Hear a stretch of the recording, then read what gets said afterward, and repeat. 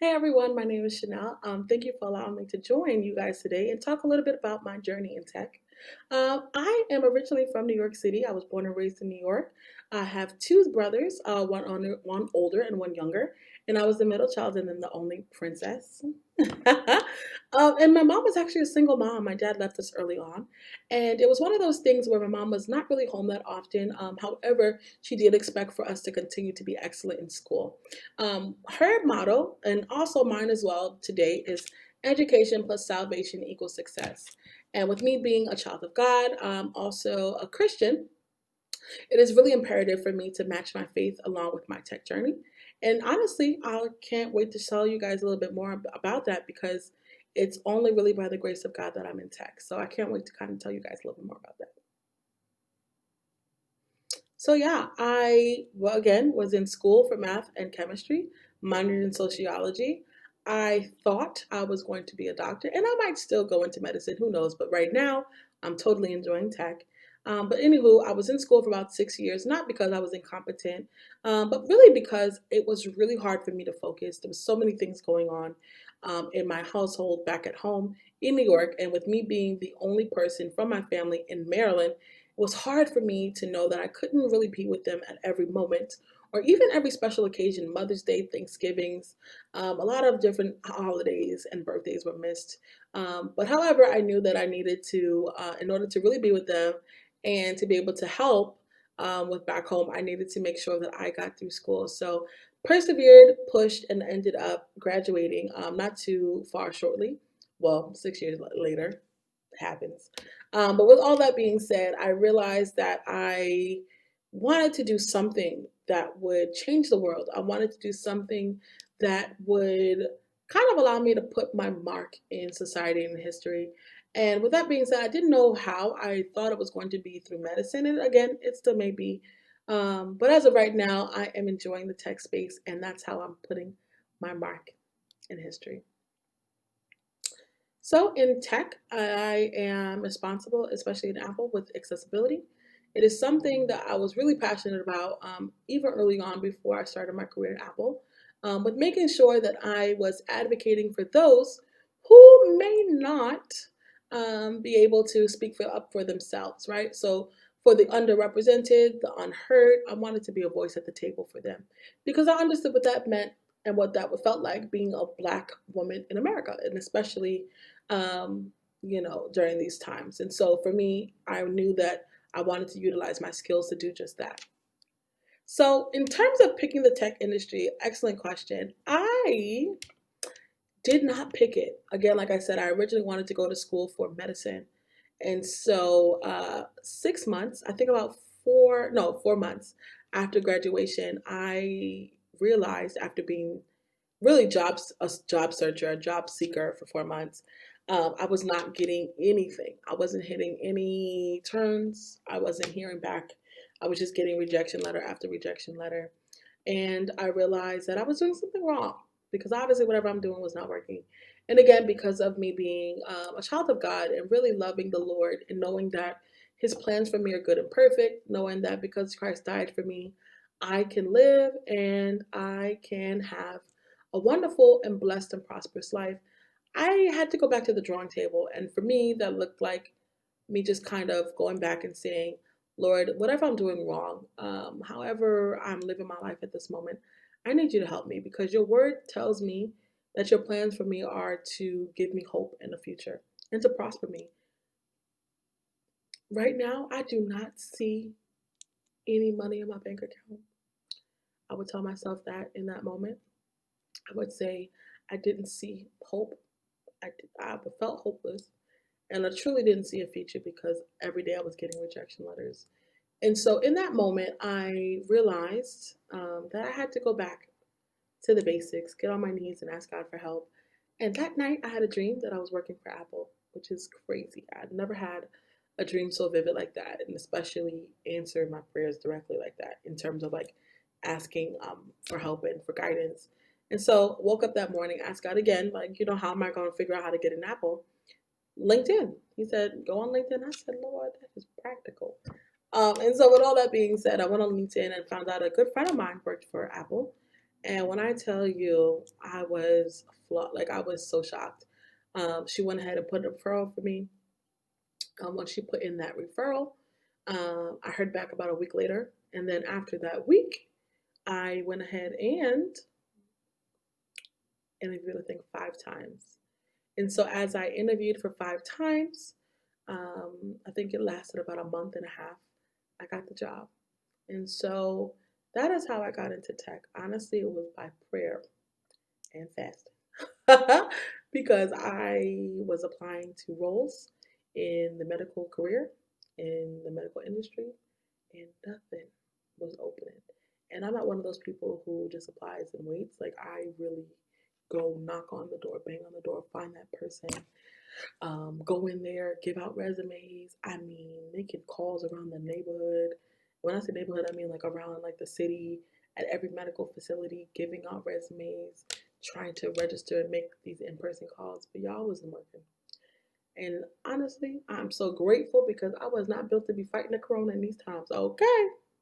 So all things work together for your good, even in that moment where I felt so hopeless and I didn't understand why those doors weren't opening for me. I know now why.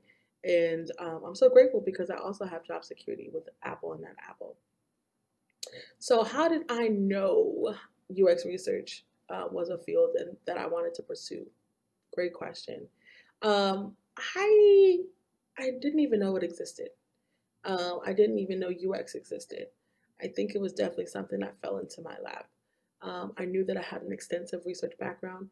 It was definitely multifaceted and multidimensional and quite dynamic, right? I did research with regenerative engineering. I did research with I want to say assistive technology for accessibility for those who had motor impairments, as well as hearing and visual impairments. I did research, computational research, creating mathematical algorithms to really predict the growth rate of different cancer cells, tumor cells in bones. And so, I mean, when I tell y'all I had done so much from vertebrae in the back in your spine, from regenerative bone growth in skulls with mice. I mean, y'all, I was doing all kinds of stuff. And so, really, I realized that I knew I wanted to continue doing research because I really loved it. Didn't know user research was a thing until recently. And so, I was really, really grateful about that. So, definitely, I would advise you all if you are trying to pursue a career in user research or just research in general, I would make sure first that you have had a previous background in research. It is something that you have to have some kind of previous skill in. Of course, you can learn, but just scientific methods and processes, being familiar with that, understanding how to critical think, kind of think on your feet, have that kind of agility.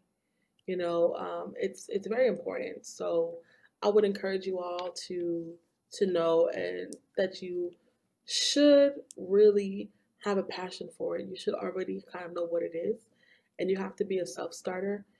Have to be results driven. Have to be a team player, because the research is not really even about you. It's about the user. You have to have a moment of empathy, not just a moment. Like empathy really has to drive you every single day. And so, it all depends on what makes you tick, what you're passionate about, what your fire is within you, and then kind of go from there. What would you advise? What has helped you to grow and enhance your skills in the tech industry or within this industry? Honestly, having mentors are very important, and it's been very vital for me. It's helped me to not have to learn a lot of things on my own, but because of me utilizing them and leveraging them as my resource, asking them for different methods they would use in facilitation, in user surveys, whiteboarding, so many different things, wireframing, um, A/B testing, just kind of hearing their successes, areas of opportunity within certain methods, and then also realizing that you can kind of put your personal spin on it as well. So I would definitely recommend you all to make sure You are leveraging your resources, connect with a mentor within the space, and really just have fun. Have fun with it. So that's really allowed me to grow and enhance my skills, leveraging my resources and making sure that I ask all questions in humility, and being vulnerable with my mentors as well. What resources, tools do you use to learn more about tech trends? Excellent question. I am not one of those people who you will see on Reddit, who you will see on 9 to 5 Mac. You will not find me even on these latest tech.